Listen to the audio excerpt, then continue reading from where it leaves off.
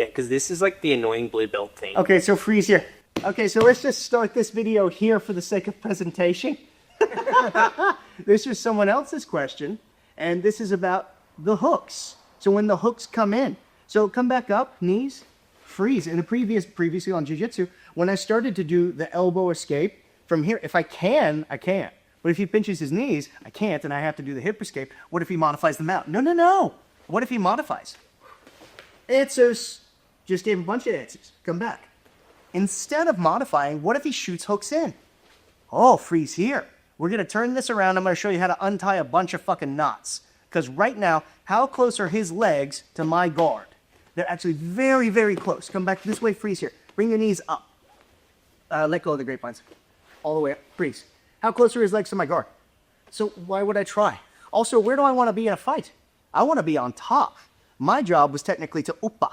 I want to get on top. I don't want to be in the guard. I am guarding myself on the way to the top.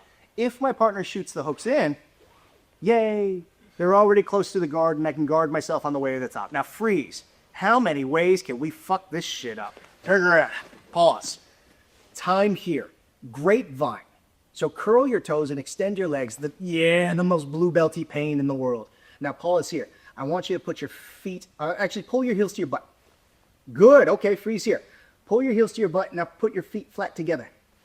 Good. Now freeze here. Crisscross your ankles. Yes. Yes. Okay. Bunch of stuff to teach. Let's start with grapevine. Perfect. Lock it in. You got me forever? Yeah. Not a thing. Okay. So come back. Grapevine. Go, go, go. Grapevine. Yeah. That's sad. Okay. Freeze here. Move with me for 1 second so I can get the angle on this one. Grapevine. Hard. Mean. Freeze. I can't move. I can't circle my legs out. Your job right now, keep your knees touching the ground for the sake of argument. Straighten your legs out. Yes. My hand needs to go underneath one of the knees.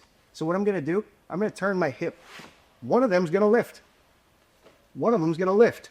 So from here, turn your hip, slide the hand, and lead your hand under the knee. Now from here, instead of circling, I straighten my leg. That's it. That's all it is. It hurts him more than it hurts me. Lock it in tight. How's it feel? Not fun.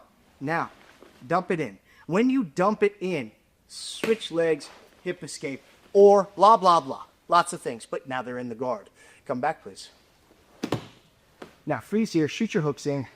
Pause. Hips are heavy. Pull your heels to your butt. Pause.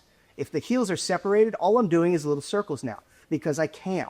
When I find a little circle, from here, I put all of my weight into one leg. That means I lifted my hips. Now, my foot comes out, my leg comes in. Here's a key detail that people have a tendency to screw up. Instead of doing this, where you can put the hook in, I'm going to make sure that I turn my heel to the sky and dig my toes into the ground. Put your hook back in.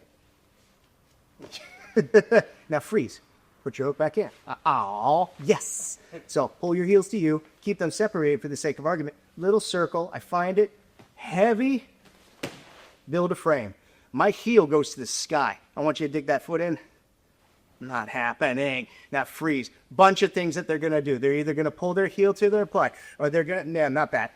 Put their weight in their knee, and they're going to nail the foot to the floor. There's a bunch of things that you can add on to it. Blah, blah, blah. At least it's untied. I teach another class. Come back. Now, freeze here. Shoot the hooks in. Flatten the hips. Pause. Cross your ankles. That's a thing. Now, if somebody crosses their ankles, we're not going to be able to just circle and fight it, but I can feel which one's on top. What I'm going to do is I bring my legs together, and I lift my hips by straightening my legs, and it should hurt them. Now, whatever side the ankle is on, because I could feel it, I make sure I swing my legs. And now I do the exact same thing to strip. Hop off of me for a second. What you're doing essentially is a hip escape, but there's an elbow involved, so we call it an elbow escape. When my foot goes outside of my hip, this leg straightens. What I'm going to do is I'm going to shift my hip, dig my toes into the ground, and turn my heel upwards to make sure that that knee is jammed to the mat. So you can have a partner that grabs this and sees that they can lift it. If you're not connected, very easy. But if I am pushing from my foot into my knee, it should be nice and heavy. When I do this with my partner, I jam my legs straight, I find what side to strip, and I build my frame. Elbow escape. Now the last one, the most important one. Hop back on.